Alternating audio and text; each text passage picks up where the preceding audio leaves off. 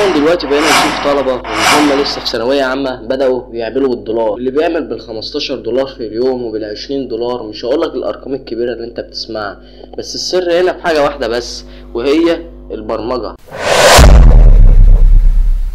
حرفيا البرمجة ممكن تغير حياتك. بس استنى، بس انت رايح فين؟ انا مش جاي اقولك على كده واسيبك وخلاص واسيبك وامشي، لا، انا جاي اقولك ازاي تبدأ في البرمجة وانت في ثانوية عامة، وازاي توفق بين البرمجة وبين الثانوية العامة، وجاي كمان برضو اقولك ايه هي اهمية البرمجة بعدين، وازاي تبدأ تتعلمها من الصفر. صدقني انا لما بدأت اتعلم برمجة كنت عايز حد يقول لي النصايح ديت. ليه؟ محدش خالص جه اتكلم في مرة وجه قالك ازاي فعلا توفق بين الثانويه العامه والبرمجه. الكل بيبدا من هو في جامعه او لما بيخش كليه حسابات ومعلومات، بس الحقيقه ان انت لازم تعرف ان اهم مرحله لازم تستغلها في حياتك هي مرحله الثانويه العامه. مش لازم تخلي مرحله الثانويه العامه هي عباره عن ضغوط ومذاكره وبس. طبيعي انت بتقعد بقيه اليوم فاضي، عايز تقنعني ان انت بتقعد اليوم كله بتذاكر؟ لو انت واحد بتقعد اليوم كله بتذاكر، لا خلاص سيب الفيديو وامشي. انما انا متاكد بنسبه 100% ان انت بتضيع وقت على التليفون وعلى التيك توك وعلى حاجات ملهاش لازمه اصلا. ليه احنا ما نستغلش الوقت الفاضي دوت؟ طب تعالى نبدا كده باول سؤال، ليه اصلا تبدا وانت في ثانويه عامه؟ رقم واحد، فرص استيعاب اكتر. ما تقنعنيش ان انت بقى هتقعد اليوم كله على المذاكره، لا، انت عندك فعلا فرص استيعاب اكبر. يبقى فرص استيعاب اكبر بتساوي خبره اكبر بتساوي فرص عمل في السوق اكبر، دوت الطبيعي. انت مش هتقارن نفسك بواحد بدأ زيك كده زي واحد مثلا بدأ من وهو في الجامعه او هكذا، لا، انت لما تبدأ من دلوقتي يعني هيكون عندك فرص كتير وسوق العمل اصلا هيتفتح لك. مش جاي اقولك بقى ان انت مطلوب منك ان انت تعمل بال15,000 جنيه ولا 20,000 جنيه، والفيديوهات اللي تطلع لك يقولك ازاي تعمل 15,000 جنيه في ساعة. يا حول الله يا رب، مش عارف بصراحة عملها ازاي 15,000 جنيه في ساعة، مش عارف بصراحة عملها ازاي. بس ما علينا، يعني ربنا يرزقه هو كمان يعني، وعايزين نشوف هو فعلا هو بيعمل 15,000 جنيه دول في ساعة ازاي يعني. بس المهم ان المهارات ديت لما انت كده كده هتتعلمها، انت كده كده هتجيب فلوس، بس مش دلوقتي، هتجيب فلوس لما تخش الجامعة او لما تتخرج. ليه؟ هشرح لك بمثال بسيط. في مثال كده سمعته من واحد كبير، يعني واحد خبرة، قال لك كل من صبر نال، على قد صبرك على قد ما هتنول. زي الآية الكريمة اللي بتقول وأن ليس للإنسان إلا ما سعى. يعني مثلا أنا ليا مثلا كان واحد صديقي كبير كان شايل تليفون سامسونج اللي هو بزرار من الجنب دوت في 2015، بسم الله ما شاء الله، يعني التليفون دوت قعد معاه لحد قبلها بسنتين. طبعا انت شايف التطور اللي عمال يحصل في التكنولوجي، فقعد معاه لحد قبلينا بسنتين، يعني احنا في 2025 لحد 2023 هو كان شايله يعني. ويوم ما جه يجيب تليفون، جاب تليفون ثمنه 61,000 جنيه ما شاء الله، كان تليفون ايفون. شوف فرق التطور الجبار. طب ما هو كان ممكن يطور بعدها بسنتين، هيطور هيجيب ايه يعني؟ هيجيب تليفون عادي سامسونج انفينكس، هيجيب حاجات عاديه، الحاجات اللي كلنا ماشيين بيها في السوق. لا، الراجل صبر وضغط على نفسه، وكل من صبر نال. ما تزعلش مني، مثلا انت دلوقتي لما تبدا في مجال الويب او الموبايل ابلكيشن، المجالات ديت اللي هي منتشره في السوق واللي هتجيب لك فلوس بسرعه، ومش جاي اقول لك ان هي مجالات خفيفه او استقل منها، لا، مجالات تقيله جدا ومعتبره.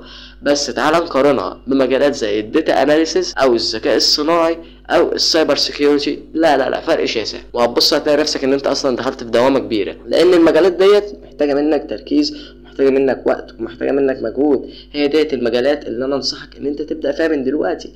ليه تبدا فيها من دلوقتي؟ المجالات ديت مجالات تقيله، لما انت تبدا فيها من دلوقتي هتلاقي نفسك ان انت ان شاء الله باذن الله لما تخش الجامعه، لو ربنا كرمك بكليه حسابات ومعلومات او اي كليه تانية انت نفسك فيها، بص هتلاقي نفسك ان انت فاهم كل حاجه، تقدر تشتغل من وانت في الكليه، تقدر تجيب فلوس من وانت في الكليه. المرحله اصلا انت المفروض مطالب بقى بالفلوس عشان خاطر رحت تتقدم لواحده، اول حاجه هيسالوها لك فين الشقه، فانت طبعا هتكون مطور من نفسك، مطور من مهاراتك، طبعا كل الكلام دوت هتلاقيه فرق معاك فرق شاسع.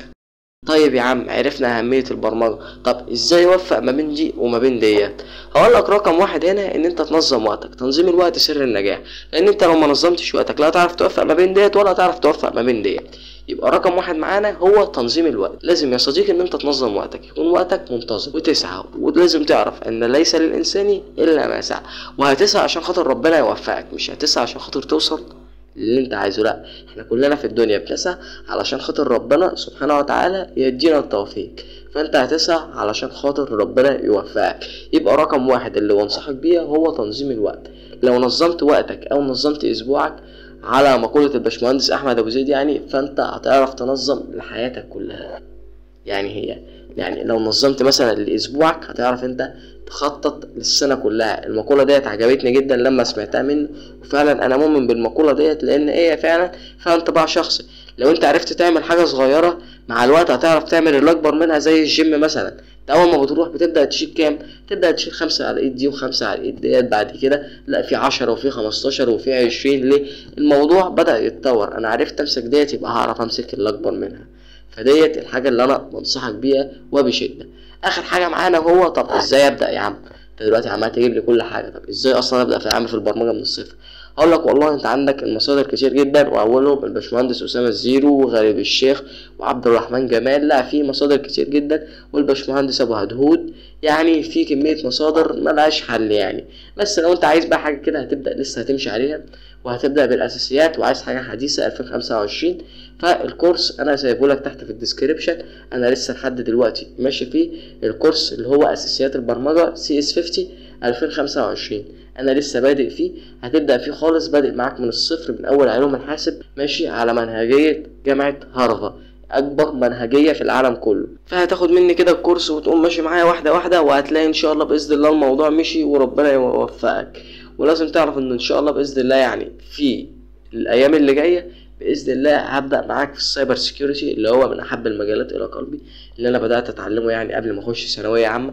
ولازم تعرف حاجه على فكره، ان انا في ثانويه عامه زيك، والحمد لله الواحد قادر ينظم وقته. لو عايز يعني احكي لك عن تجربتي الشخصيه وازاي الواحد بينظم وقته، فابقى اعمل لك فيديو عنها ان شاء الله باذن الله. يعني هبدا بقى اديك مصطلحات عن السايبر سيكيورتي وازاي تبدا في السايبر سيكيورتي وايه هي المصطلحات المهمه، وهعمل لك كورسات. بس قبل اي حاجه لازم تكون مركز في كورس CS50 اللي هو الاساسيات. فلو استفدت بقى ما تنساش تشترك في القناه وتدوس لايك وتدعمني زي ما انا فدتك كده. يلا والسلام عليكم.